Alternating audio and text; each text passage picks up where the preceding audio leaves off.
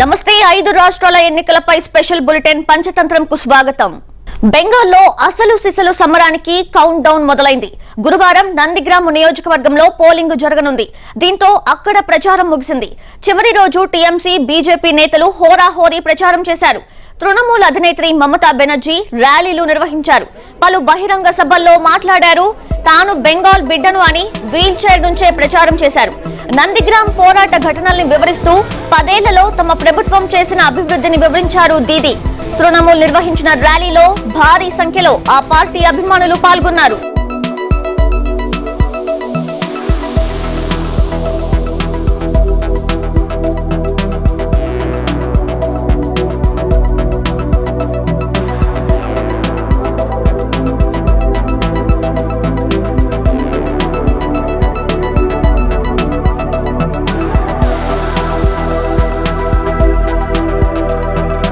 నందిగ్రామ్ తృణమూల్ కాంగ్రెస్ కు గట్టి పట్టు ఉన్న ప్రాంతం.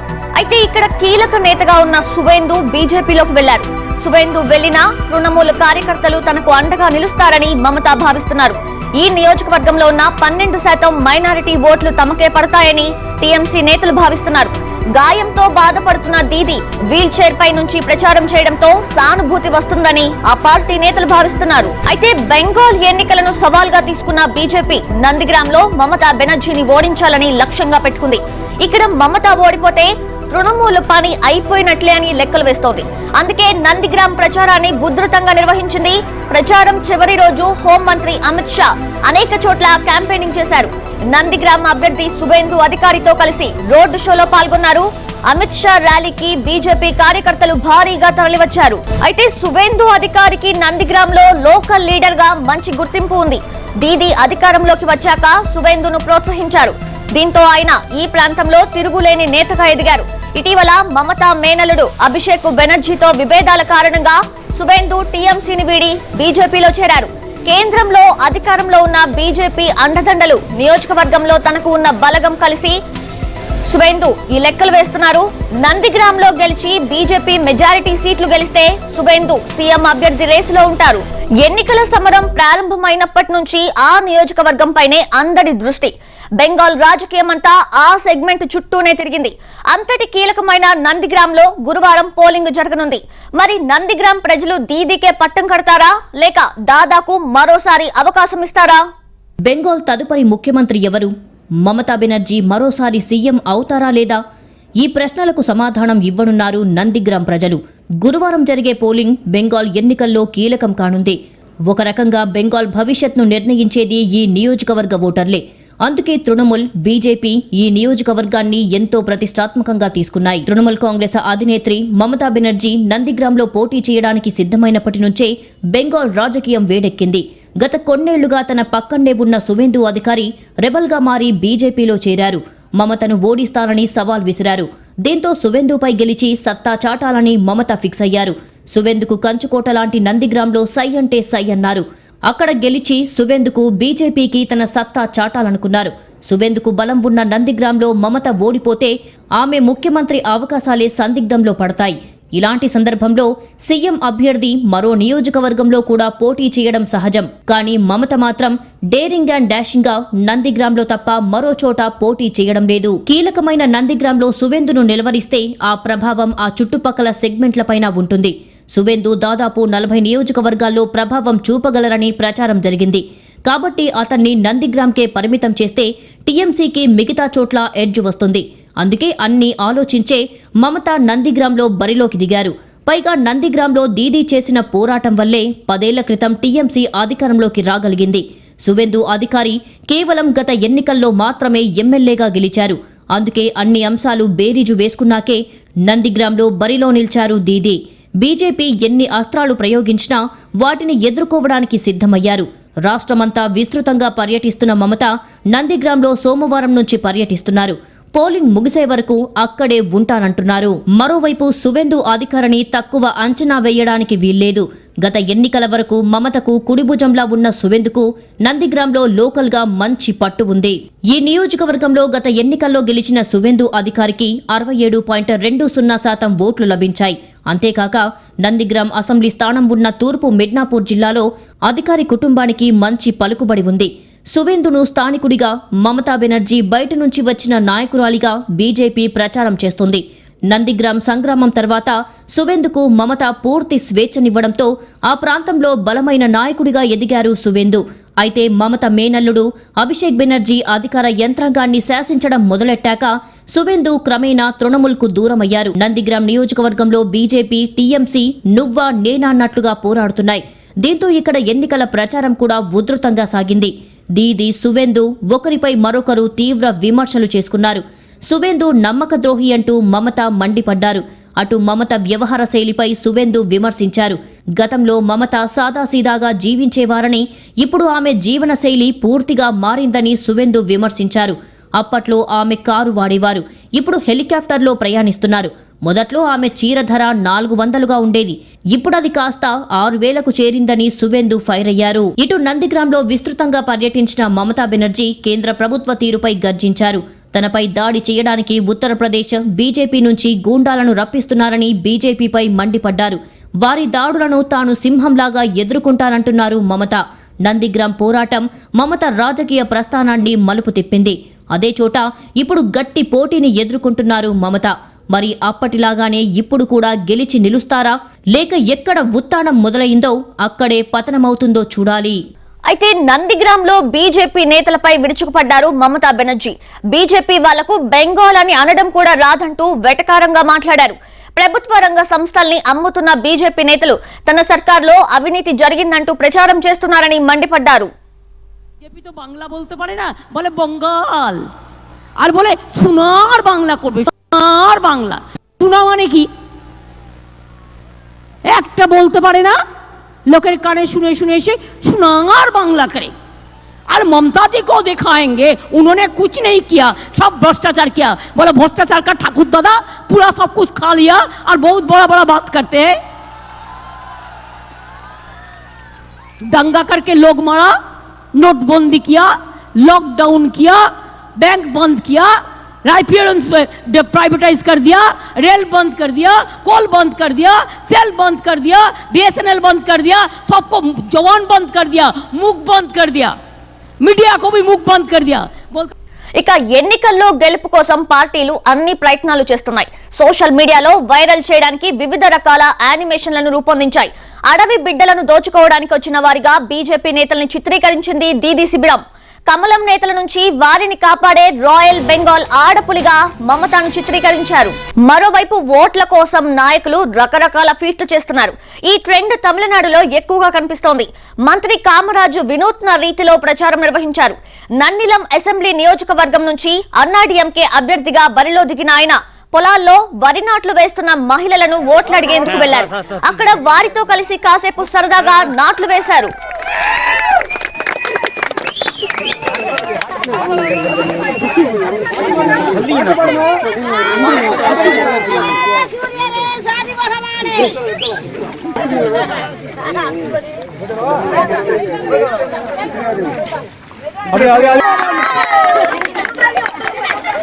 కేరళలో రెండు ప్రధాన కూటములపై విరుచుకుపడ్డారు ప్రధాని నరేంద్ర మోదీ.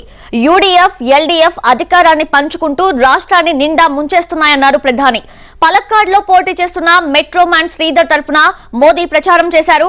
కేరళతో పాటు తమిళనాడులోనూ ఎన్నికల ప్రచార సభలో మోదీ పాల్గొన్నారు. కేరళలో ఎల్డీఎఫ్, యూడీఎఫ్ కూటమిల మధ్య రహస్య అవగాహన ఉందని ఆరోపించారు ప్రధాని Narendra Modi. Gold smuggling case లక్ష్యంగా పినరయి విజయన్ సర్కారుపై ప్రధాని నరేంద్ర మోడీ విమర్శలు చేశారు. కొద్దిపాటి బంగారం కోసం కేరళలోని ఎల్డీఎఫ్ సర్కార్ రాష్ట్ర ప్రజలకు ద్రోహం చేసిందన్నారు. ఎల్డీఎఫ్, యూడీఎఫ్ రెండు కూటముల మధ్య మ్యాచ్ ఫిక్సింగ్ ఉందని, దాన్ని ప్రజలు నిలదీస్తున్నారని అన్నారు మోడీ. బెంగాల్లో కాంగ్రెస్, వామపక్షాలు ఒక్కటయ్యాయని, కేరళలో మాత్రం పరస్పరం ఆరోపణలు చేసుకుంటూ ప్రజలను మభ్యపెడుతున్నాయని అన్నారు. కేరళలో ఫాస్ట్ అభివృద్ధికి సమయం ఆసన్నమైందన్నారు ప్రధాని. What is this match fixing? 5 years, one loots. 5 years, the other loots. People are seeing how UDF and LDF misled people. In West Bengal, Congress and left are one. Here in Kerala, during the election, they put allegations And after coming to power, they never act on it. They're behind the scene games are now exposed. About UDF and LDF, the youth of Kerala is saying different name, working same. Palakkad BJP అభ్యర్థి మెట్రోమ్యాన్ శ్రీధరన్పై ప్రధాని ప్రశంసల జల్లు కురిపించారు. ఆయన భారతదేశానికి మెరుగైన అనుసంధానం కల్పించేందుకు అద్భుతమైన కృషి చేశారని ప్రశంసించారు. పాలక్కాడ్ నియోజకవర్గం కోసం తన వద్ద ఒక మాస్టర్ ప్లాన్ ఉందన్నారు శ్రీధరన్. 24 గంటలు నీటి సరఫరా, సమర్థవంతమైన సాలిడ్ వేస్ట్ మేనేజ్మెంట్ స్కీమ్ ఇందులో భాగమని చెప్పారు. బీజేపీ సీఎం అభ్యర్థిగా శ్రీధరన్ను బీజేపీ అధికారికంగా ప్రకటించనప్పటికీ పరోక్షంగా ఆ సంకేతాలిస్తోంది. I have a vision to have a green cover for this area because it's the hottest part of Kerala by planting 25 lakh trees in the next 5 years. We have also taken up a number of development schemes in this area. Kerala నుంచి తమిళనాడుకు వచ్చిన ప్రధాని ధరాపురంలో జరిగిన బహిరంగ సభలో పాల్గొన్నారు. CM Palaniswami, deputy CM paneer Selvam, ఇతర NDA కూటమి నాయకులు ఈ సభలో పాల్గొన్నారు. పళనిస్వామి మోడీని శాల్వా కప్పి సన్మానించారు. అనంతరం అన్నాడీఎంకే నేతలు ప్రధానికి శూలాన్ని బహూకరించారు. డీఎంకే నేతలు మహిళల పట్ల అనుచితంగా మాట్లాడుతున్నారని, గతంలో అసెంబ్లీలో జయలలితకు జరిగిన అవమానాన్ని ప్రస్తావించారు.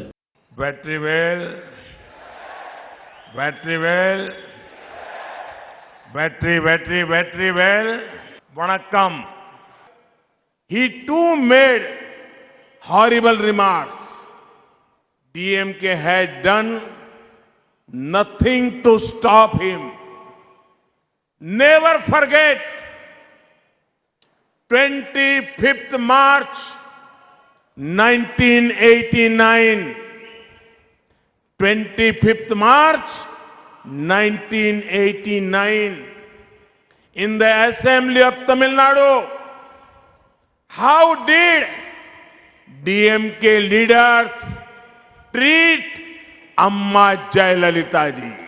కేరళ, తమిళనాడులో బీజేపీ ఈసారి మంచి ఫలితాలు సాధించాలని ఉవ్విళ్లూరుతోంది. ప్రధాని సహా అనేక మంది ప్రముఖులు ప్రచారం చేస్తున్నారు. మరి కమలనాథులు ఈ 2 రాష్ట్రాలలో ఎన్ని సీట్లు సాధిస్తారో చూడాలి. ఇక మోసపూరిత హామీలు ఇచ్చేవారిని నమ్మొద్దని చెప్పారు కాంగ్రెస్ నాయకురాలు ప్రియాంక గాంధీ వాద్రా. కేరళలో యూడీఎఫ్ తరపున ప్రచారం చేశారు ప్రియాంక. ప్రజల కోసం పనిచేసే కాంగ్రెస్ కు ఓటేయాలంటూ విజ్ఞప్తి చేశారు. I urge you to vote for the Congress party in this election, to strengthen our candidates, to bring forward the new generation of Kerala's politicians, strengthen young politicians like the ones we have put forward for you in these elections, and make yourselves a government that works for you. അതുകൊണ്ട് ഞാൻ നിങ്ങളോട് എല്ലാവരും people who want power and do not serve you, it is my wish that you vote for the Congress party so that you get a good government in this state. తమిళనాడులో AIADMK hat trick కొడుతుందా లేక స్టాలిన్ తొలిసారి CM అవుతారా? ఈ 2 పార్టీలు కాదని కమల్ హాసన్ కు తమిళ ప్రజలు పట్టం కడతారా? పోలింగ్ కు వారం రోజుల ముందు తమిళ రాజకీయాలు ఎలా ఉన్నాయి? తమిళనాడులో పార్టీలన్నీ ప్రచారంలో మునిగి తేలుతున్నాయి. 2 ప్రధాన ప్రాంతీయ పార్టీలు, వాళ్ల కూటమిలో ఉన్న జాతీయ పార్టీలు అంతా తమిళనాడులో విస్తృతంగా పర్యటిస్తున్నారు. మరి పోలింగ్ తేదీ సమీపిస్తున్న సమయంలో ప్రజలు ఎవరి వైపు మొగ్గు చూపుతున్నారు? ఏ పార్టీకి జై కొట్టబోతున్నారు? ఈ ప్రశ్నలు సర్వత్రా ఉత్కంఠ రేపుతున్నాయి. ఇటీవల వచ్చిన అన్ని సర్వేలు డీఎంకేకు మెజారిటీ వస్తుందని తేల్చాయి. అయితే ఈ సర్వేలన్నీ నిజమవుతాయా? తమిళనాడు ఓటరు నాడిని అర్థం చేసుకోవడం అంత ఈజీనా అనే ప్రశ్నలు కలుగుతున్నాయి. ఎందుకంటే ఈసారి అరవ రాజకీయాలు డిఫరెంట్గా సాగుతున్నాయి. గత కొన్నేళ్లుగా కరుణానిధి, జయలలిత ఈ 2 నేతల మధ్య పోరు ఉండేది.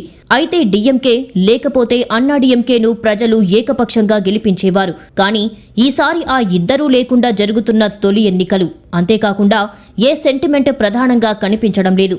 అందుకే ఈసారి తమిళనాడు ఫలితం ఎలా ఉంటుందో అని సర్వత్రా ఆసక్తి కనిపిస్తోంది. సర్వేలన్నీ స్టాలిన్కు పట్టం కట్టడానికి ప్రధాన కారణం ప్రభుత్వ వ్యతిరేకత. 10 ఏళ్లుగా అన్నాడీఎంకే ప్రభుత్వం ఉండటంతో సహజంగా వారిపై వ్యతిరేకత ఉంటుందని, పైగా తమిళనాడులో ప్రతి 5 ఏళ్లకు ఒకసారి అధికార మార్పిడి సహజంగా జరుగుతుందని విశ్లేషిస్తున్నాయి. ఒక్క గత ఎన్నికల్లో మినహా వరుసగా 2 సార్లు ఒక పార్టీ గెలిచిన దాఖలాలు చాలా తక్కువ. అందుకే స్టాలిన్ సీఎం కావడం ఖాయమని సర్వేలు స్పష్టం చేస్తున్నాయి. అయితే ప్రభుత్వ వ్యతిరేకత అంతగా లేదని, ముఖ్యమంత్రి పళనిస్వామి పనితీరుపై మాత్రం తటస్థ ఓటర్లలో పెద్దగా అసంతృప్తి కనిపించడం లేదని తెలుస్తోంది. జయలలిత మృతి తర్వాత అన్నాడీఎంకే ప్రభుత్వం కూలిపోతుందని అంతా అనుకున్నారు. అయితే పళనిస్వామి చాకచక్యంగా ప్రభుత్వాన్ని నడిపించడంతో పాటు సంక్షేమ కార్యక్రమాల్ని కొనసాగించారు.